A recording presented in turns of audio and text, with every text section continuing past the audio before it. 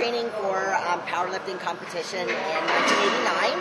And my first husband, Doug Young, actually got me into powerlifting. At the time, I was an Arabian horse trainer in Texas, and when he met me, he got me into the sport of powerlifting, and everything that I use today as a coach is the techniques that he taught me.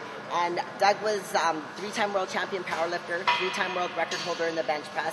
He was the first man in history to bench press over 600 pounds, weigh in less than 300 pounds body weight. Back in those days, there was no bench shirts. Even when I competed in powerlifting, bench shirts were just being introduced, and they were not legal at the national level. So the way Doug benches is very unique. It's using strength, and he always said that bench pressing was an art form. So the technique that I use is a technique that he taught me. And this right here is actually my training journal for my entire powerlifting career. So in here, I've got all my lifts, and everything that he taught me went into this book. And when he taught me things, I wrote it down in point form, and I actually put it like this. So what I would do, and this, I have the actually original handwritten one, but this clipboard was the exact clipboard that I used my entire powerlifting career. It's one of the only things I have left from my life in Texas, and I would put it on the floor of the gym, and I would read it over and over again before I did every single set. And I would take it with me to my meets, and I'd put it on the floor, and I'd read it and read it and read it and read it. And when I read it over and over again, that would ingrain in my mind the steps of how to bench correctly. So to me, this was a key part of me learning bench press form. We will go over, and I will show Carrie how to bench press. And actually, I've never, Carrie is one of my clients. She's a figure champion, and we've never actually done bench press together. She's got a pretty good upper body, and I never really thought that she needed to bench with a bar. But today, we are going to show her how to do it. Okay. So one of the things that I want to talk about is everything that's really important for a good bench press. So one of the things that I was taught by Doug was the proper footwear, which is a flat bottom shoe. So most people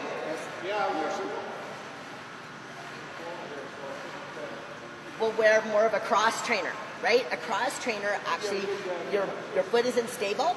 So the more flat of a surface you have, the more strength that you will have. So you want to lay down on the bench, okay? And when you are on the bench, unless the bench is too high, you're better to put your feet flat on the floor, okay? And this one is a little bit high for Carrie. She could actually use some blocks, but it's not too bad. A lot of times you'll see people and their feet will be in this position.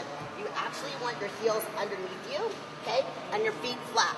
So nothing drives me crazier when I see a client and they're bouncing their feet around, okay? So you want to keep your feet flat on the ground, okay? Because when you start the bench, when you come up from the bottom, the first thing you want to do is push with your feet. When you learn how to use your feet, you can give yourself up to 10% more on your bench press. So it's very, very important, the foot position. So the other thing is you don't want to just be laying flat on the bench. You actually want to think of your body like a spring. So your back is arched, and you're actually pushing your body up from the bench.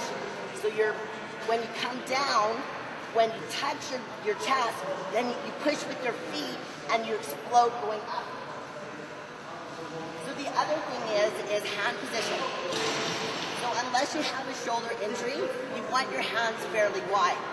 One of the things that Doug taught me is the reason why there's so many guys walking around the gym and they have great triceps and they have no chest, and that is because of the way they bench.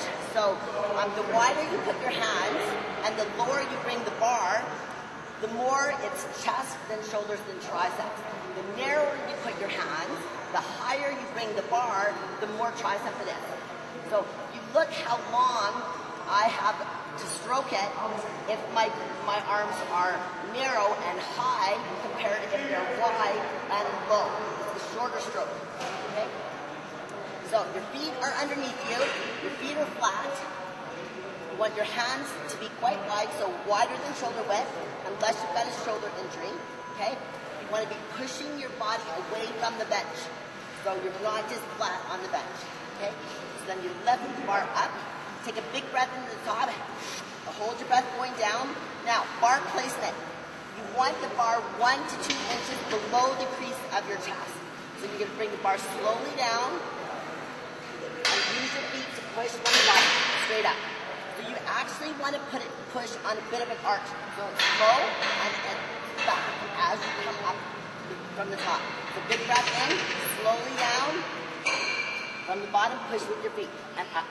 Big breath in, slowly down, nice and low, push with your feet. So you still need to come down a little bit lower. Big breath in, slowly down, and push up with your feet. Good. Big breath in, slowly down, one more. And push up with your feet. Good. So using this kind of technique, when you bring your bar down low, most people are bringing it nipple height or higher. So when you change your form like that, you have to drastically reduce your weight. Because if you don't, then your body's just going to fall back into that old groove. If you master this kind of technique, then your bench, after a certain amount of time, when you train those neural pathways and you get that groove going, then you're going to get 10% or more on your bench. And not only strengthen your bench press, but the size of your chest. The other thing is warm up. So you always want to warm up with the bar and go up in small increments.